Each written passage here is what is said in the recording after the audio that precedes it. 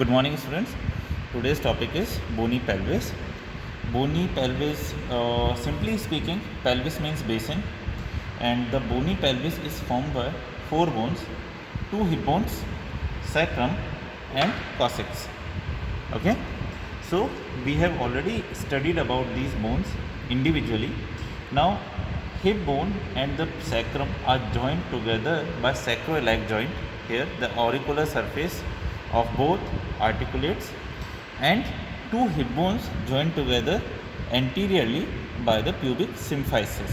It makes a pubic symphysis here. It has a fibrocartilage in between, okay, and covered by hyaline cartilage. It is a secondary cartilaginous joint, okay, and this joint is a plain synovial joint, and the sacrum and coccyx are joined together by sacrococcygeal joint. Okay, so now comes to the function of the bony pelvis. Firstly, it supports the body, it transfers the body weight, and secondly, it contains the pelvic viscera, which are urinary bladder, the sigmoid colon and rectum, and uterus in females.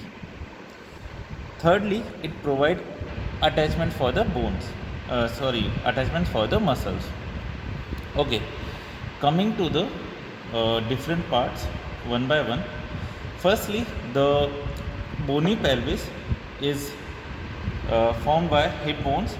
Here you can see a line, this line. It forms a circle here. This is pelvic brim or pelvic inlet. The area above this is known as greater pelvis or false pelvis. Okay, ठीक है, और area below this is known as true pelvis or lesser pelvis. It is also known as pelvic brim. This one. Okay. Now we are coming to the boundaries of the pelvic brim or pelvic inlet. See, posteriorly we are having here the promontory, the anterior margin of the promontory. Then complete this line from here coming towards the pelvic pubic symphysis. This is known as linea terminalis. Okay, so linea terminalis includes the anterior border of the ala of the sacrum. Okay, then the arcuate line. This completes is the arcuate line. We have already studied it in during our hip bone. Okay, so arcuate line has two parts. First is iliac part, that is the from sacroiliac joint to iliopubic eminence here, and second is pubic part, which is the pectineal line and pubic crest. Here the pubic crest, this is the pectineal line. So this is the arcuate line complete, and from promontory to pubic symphysis is known as linea terminalis. Okay, this was pelvic inlet from promontory to ala, anterior margin, and arcuate line. This was your linea terminalis and complete boundary of the pelvic inlet. Okay, now pelvic outlet. What is pelvic outlet? This is tip of the coccyx. This is ischial tuberosity. We have two ligaments here, sacrotuberous ligament and sacrospinous ligament. Sacrotuberous ligament is from sacrum to the ischial tuberosity, and sacrospinal ligament is from sacrum to ischial spine. Okay, these ligament makes the greater sciatic notch into greater sciatic foramen and lesser sciatic notch into lesser sciatic foramen. ठीक है? Now the pelvic outlet is the boundaries of the pelvic outlet are lower margin of the pubic symphysis here. This is the pubic symphysis. ठीक है,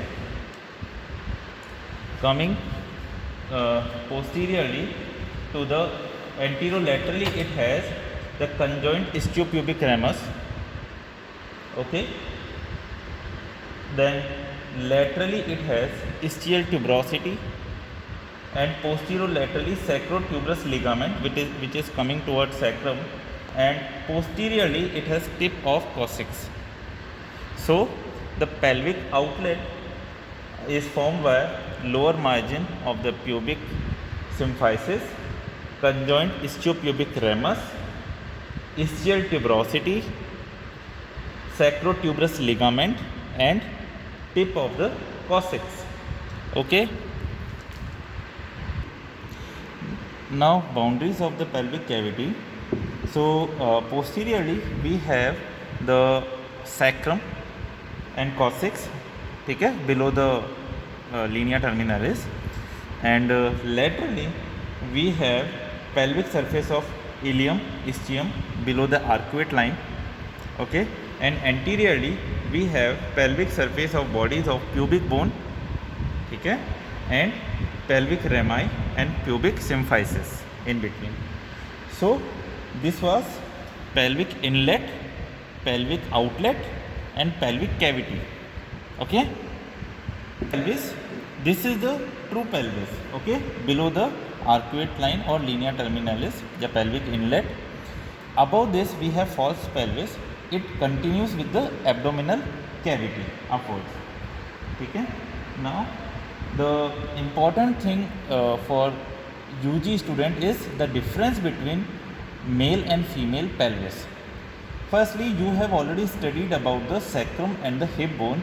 So all the sex differences that we have covered in sacrum and hip bone comes under the difference in bony pelvis, male and female. So usually, as we know, in male it is heavier, more muscular markings. So now comes to the difference in the cavity. So in males the cavity is longer and tapered, okay, it tapering downwards, and in female it is more or less parallel walls, okay, it has parallel walls. So in males we say the long segment of a short cone, and in females we can say short segment of long bones, okay. Secondly, the pelvic inlet, the difference in the pelvic inlet is in males it is pelvic inlet is heart shaped, okay, and in females it is oval shaped. The transverse diameter in male, the maximum transverse diameter in male is closer to the sacral promontory, and in females the largest diameter is more forward than to the sacral promontory, here, about here. This is the difference. The pelvic outlet in males it is comparatively small than female, okay.